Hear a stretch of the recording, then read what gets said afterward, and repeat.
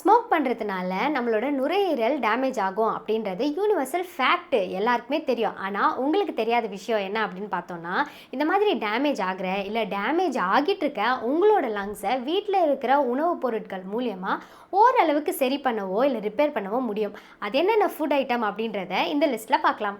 First எடுத்தோடனே கீரை தான். கீரையில் vitamin A, C and K இருக்குது.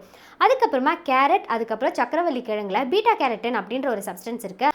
நார்மலாக நீங்கள் சாப்பிட்ற உணவில் நீங்கள் மஞ்சத்தூள், இஞ்சி, அப்புறம் பூண்டு இதை ஆட் பண்ணுறதுனால உங்களுக்கு இம்யூனிட்டி பூஸ்ட் ஆகுது.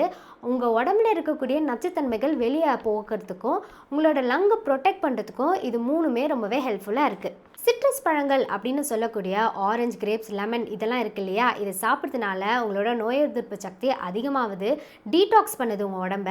அதே மாதிரி உங்களோட லங் டிஷ்யூஸை திருப்பியும் ரிப்பேர் பண்ணி நார்மலான நிலைக்கு கொண்டு வரதுக்கு ரொம்பவே ஹெல்ப்ஃபுல்லாக இருக்கும். பைனாப்பிளில் ப்ரோமெலைன் அப்படின்ற ஒரு என்சைம் இருக்குது. இது உங்களோட ரெஸ்பிரேட்டரி ஆர்கனை நல்லாவே ஃபங்க்ஷன் பண்ணுறதுக்கோ, அதே மாதிரி உங்கள் லங்ஸை ப்ரொடெக்ட் பண்ணி இருக்கிற டேமேஜ் எல்லாத்தையும் ரிப்பேர் பண்ணுறதுக்கு ஹெல்ப்ஃபுல்லாக இருக்குது.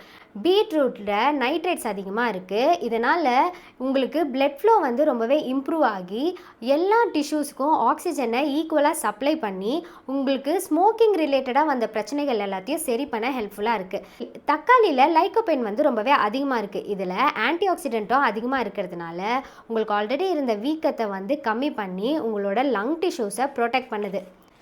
க்ரீன் டீ, அப்புறமா ஆப்பிள் இதில் ஆன்டி ஆக்சிடென்ட் அதிகமாக இருக்குது. உங்களோட வீக்கத்தை கம்மி பண்ணி உங்களோட ரெஸ்பிரேட்டரி ஆர்கனை டெவலப் பண்ணுறதுக்கோ, அதுக்கப்புறம் அதை சரி பண்ணுறதுக்கோ ரொம்பவே ஹெல்ப்ஃபுல்லாக இருக்குது.